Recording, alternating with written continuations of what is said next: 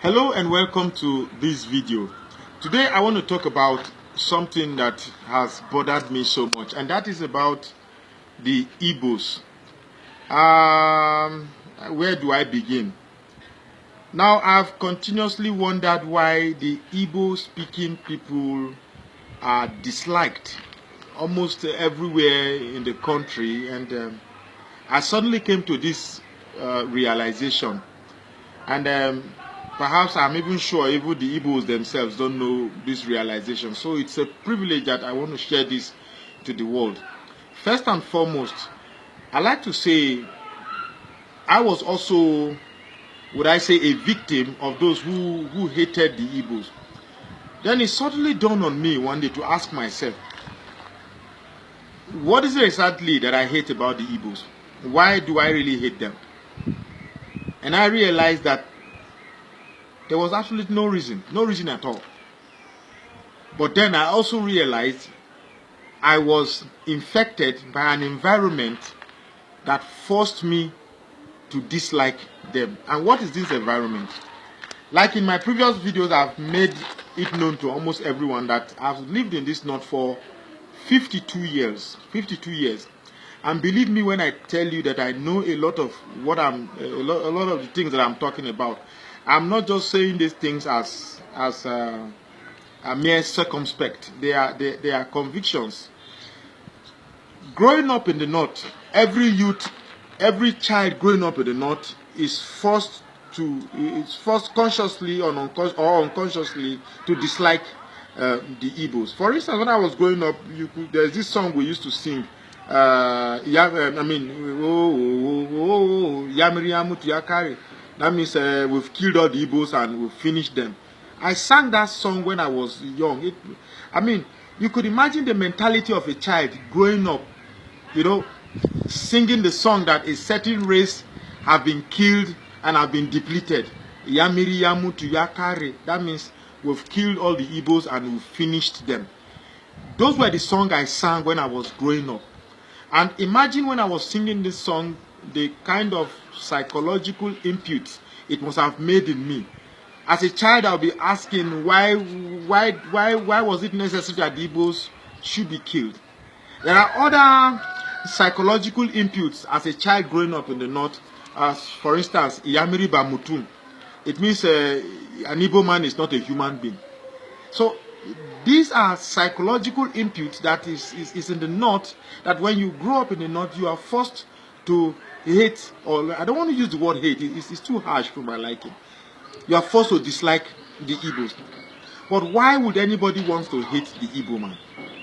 These are very, very adventurous people who come to your place and try as much as possible to start from the scratch and become something. I think rather than dislike them, I see a good reason why they should be more of an example than a subject of hate. Believe me, in the last few years, I've come to understand the Igbos as very, very nice people. So I want to urge that is not to say they are perfect. For instance, yes, an Igbo man could come to your place, get a few shop. Over some time, when he makes some money, he becomes arrogant. But that really doesn't harm anybody. The bottom line, the sum total of it is that these are really, really nice people. And believe me when I say that I am not an Igbo man. I am an Urobo man.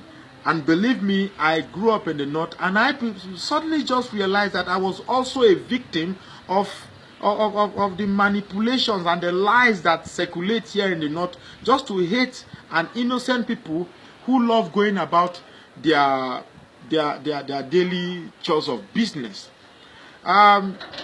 The fact that certain people chose to direct hatred towards these people, I feel very hurt. I feel very, very hurt. And I'd like to also end this video by addressing the mutual. Is it really mutual? I want to believe that the hatred is more from the mutual dislike between the Igbos and the Yorubas. I really don't. I think the Igbos, from my research, from my conviction, are really willing to open an arm of friendship to the Yorubas. But somehow the Yorubas, from what I've understood, They like referring to histories and seem not to want to forget about what happened in the past. Awolowo is dead. Azikiwe is dead. All the people you refer to in the past are all dead. These are a new generation. This is a new era. Why don't we form a new beginning so that we rediscover ourselves? The people who are referred to as a reason to perpetuate this hatred between the Yorubas and Igbos are all dead. So why don't we find a new reason to start to re-establish a new bond? Because let me tell you, it is the hatred that persists and perpetuates between the Yorubas and the Igbos that has continuously given the Northern Caliphate edge to continuously rule us. So I'd like to end this video to say, please, I really don't know how it's going to begin, but I know it's starting. For instance, let me make reference to the handshake across the Niger. It is starting, but the youths of these days seems to want to continuously, hold on to history that helps in no way to build bridges between the Igbos and the Yorubas. Let me tell you, the day the Yorubas and the Igbos decide and realize that they need to bury the hatchet, that is the end of northern domination in this country. So I am urging the Yorubas and Igbos to please find a way, find a common bridge to meet, and let every water that has flowed under the bridge flow away, and then, charter a new course of coexistence. I'd like to stop here, but the bottom line of this video is to tell the world that whatever propaganda, whatever medium that has been used to circulate to the world that the Igbos are bad people, no. The Igbos are very, very nice people. They are lovable, and I urge the world to love them anywhere you find them in the country. They are the victims here. They are certainly not the predator here. Now let me also end this video that I've not been paid to say this thing that I'm saying. I'm saying this from a true conviction. My name is Magnus Oraka, and I want to say thank you for listening.